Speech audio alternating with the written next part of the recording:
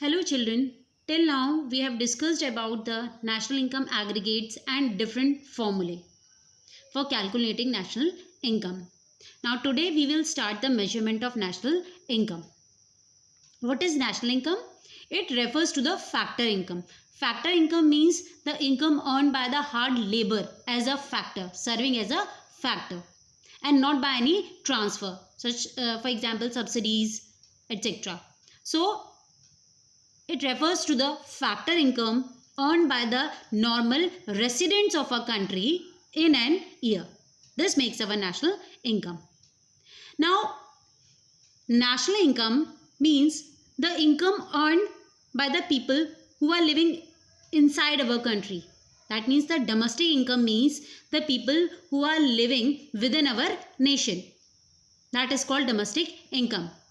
Plus, it also includes the income which is earned by the people who are living outside our nation. Their income is also included in the national income of our nation.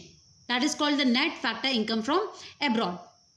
So, domestic income, the income earned by the people of nation who are living inside the nation, plus the income earned by our residents who are living outside the nation. Their income is also included in our national income. So together this makes our national income. We know domestic income means NDPFC, net domestic product at factor cost, plus net factor income from abroad. And this makes our national income, which is NNPFC, net national product at factor cost. And usually the incomes are at factor cost. Here we can see national income is also at factor cost and domestic income is also at factor cost. Now, this work of estimating national income is done by Central Statistical Organization, CSO. In India, CSO, Central Statistical Organization, estimates national income. And this organization used to estimate the national income with the help of three methods. The first one is value added method, the second one is income method, and the third one is expenditure method. While using any of the method, the national income will be the same. So value added method means when we add the total value added. This makes the value added method. Income method means the total income earned by the people. This makes income method. And expenditure method means the total expenditure done by the consumers. This makes expenditure method. Now let us discuss these methods in detail. In this video, we will discuss about the first method in detail. The first method is value added method. Value added method means this method is used to measure national income in different phases of production. Phases of production means, suppose if a farmer grows the wheat and the wheat is sold out to miller, and again the miller convert that wheat into flour and sold it to the baker for the preparation of bread. So these are the different phases of production and in a circular flow. So the phases of production in a circular flow. Now every enterprise adds to the value of product. As we have discussed, farmer sold the wheat to the miller and miller adds some value to the product which the miller purchased from the farmer. That means he converted that wheat into flour. That means he added some value to the product which it purchases as intermediate good. And the goods which are purchased on which the work has to be done, those goods are known as the intermediate goods, or we can say the raw material. So the value which it added is known as gross value added at market price. So the value which is added is known as gross value added at market price. That means the work done at each stage is known as gross value added. Let us understand this with the help of an example.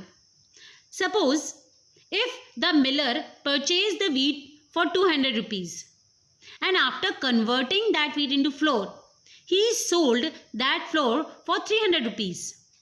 That means 300 minus 200, how much work he has done? 100 rupees. So 100 rupees will be considered as the value added and 300 will be considered as the value of output at which he has sold the output, and 200 is the intermediate consumption. So gross value added at market price, that means GVAMP, is equal to GDPMP, gross domestic product at market price. Gross value added means if we are considering the miller as individual, then the value added, that means 100 rupees, that 100 rupees will be considered as the gross value added at market price. That means GVAMP, and which is equal to GDPMP, gross domestic product at market price. And we know this how to calculate NNPFC, net national product at factor cost, with the help of GDPMP. We have already learned this in the previous video. Now we have learned the formula, we have discussed about the formula. Value added is equal to value of output minus intermediate consumption. Now in this formula, intermediate consumption means the raw material used, and the raw material may be purchased from within the nation or from outside the nation. So intermediate consumption includes domestic consumption plus imports. In the same way, value of output, it includes the sales, whatever is sold, plus sometimes it happens that all the things which we have produced is not sold out. So whatever is left, that means the change in stock is also added in this value of output. Hence, value of output means sales plus change in stock. That means closing minus opening. Now, for value of output, one more formula is there. Sales could be within the nation or outside the nation. So, it includes domestic sales plus exports, whatever we are selling outside the nation. So, this is our value added method. Now, let us understand this method with the help of an example. Now, in this example, in the first column, we will take phases of production. In the second column, we will take output. In the third, sales price or value. In the next column, intermediate consumption. And in the fifth column, we will take value added, which means value minus intermediate consumption. That means this minus this, we will get value added. So let's start. In the first phase of production, when the farmer grows the wheat and he sold that wheat for rupees 500, that means the value of the wheat is 500. And intermediate consumption, that means he has not used any raw material for the production of wheat. So no raw material consumed. So how much value added? That means 500 minus 0. That means total 500 value added in this first phase of production. Now farmer sold this wheat to miller, and miller convert this wheat into flour, and he sold this flour for 700 rupees. And now the intermediate consumption is the miller purchased this wheat for how much? 500 rupees. This 500 rupees. So he sold for 700 and he purchased for 500. That means how much work he has done? How much value added? 700 minus 500, which is equal to 200. So 200 work done, value added.